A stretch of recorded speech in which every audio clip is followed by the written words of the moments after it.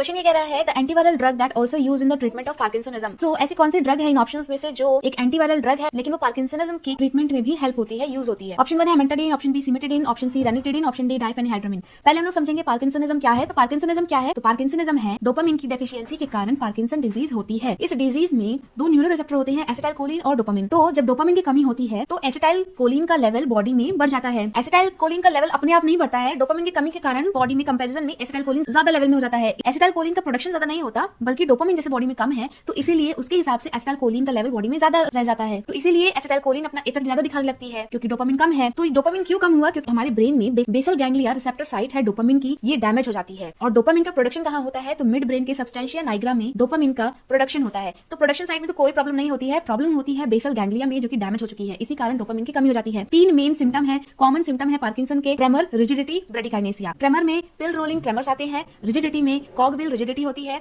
ब्रेडिकाइनेसिया में shuffling gate होती है और वो पेशेंट मिनी मिनी स्टेप लेने लगता है, छोटे छोटे कदम लेके उसकी कमर ऐसी झुकी सी होती है और छोटे छोटे कदम लेता है, संभल संभल के चलता है। डायग्नोसिस कैसे करेंगे हम लोग पार्किंसन डिजीज का? तो इसके लिए कोई भी स्पेसिफिक टेस्ट नहीं है, इसके जो सिम्टम्स है वही ये बताते हैं कि पार्किंसन वाली डिजीज है। और टेस्ट वगैरह में हम लोग सीटी स्कैन कर सकते हैं विद एंजियो और एमआरआई ब्रेन का कर सकते हैं। Drug of choice Parkinson disease में लीवोडोपा और कार्बिडोपा होती है। ये दोनों दवाई का क्या काम होता है? तो ये खुद में ही डोपामिन होते हैं। जैसे बॉडी में डोपामिन की कमी है तो इसलिए लीवोडोपा कार्बिडोपा दिया जाता है ताकि वो डोपामिन की कमी को बैलेंस कर सके। एंटीकोलिनर्जिक ड्रग्स भी देते हैं जो सिम्टम्स को रिलीव करवाता है, जैसे कि एसिटाइलकोलिन अपना ज्यादा इफेक्ट दिखा रहा है तो इसीलिए एंटीकोलिनर्जिक देते हैं जो कि एसिटाइलकोलिन के इफेक्ट को कम करता है। फिर कुछ मेडिसिन देते हैं, एंटीवायरल्स भी दे सकते हैं जिसमें आता है अमेंटाडिन। एंटीवायरल ड्रग वायरस से बचाता है, साथ ही वो डोपामिन को अवेलेबल भी कराता है। तो हमारे क्वेश्चन में option A amantadine is correct answer. हम लोग सर्जरी भी देखेंगे। पार्किंसन में सर्जरी कौन सी होती है? तो पैलिडोटॉमी होती है, रिमूवल ऑफ पैलिडस। पैलिडस वो एरिया है, वो साइट है जहां पे एसिटाइलकोलिन का प्रोडक्शन होता है। जैसे कि बॉडी में डोपामिन कम है, एसिटाइलकोलिन ज्यादा, तो इसीलिए जब हम लोग एसिटाइलकोलिन के प्रोडक्शन साइट को हटा देंगे तो एसिटाइलकोलिन भी कम हो जाएगा और एसिटाइलकोलिन डोपामिन का लेवल रेशियो इक्वल होगा जिसके कारण सिम्टम्स कम होंगे। तो ये सब था पार्किंसन डिजीज के बारे में।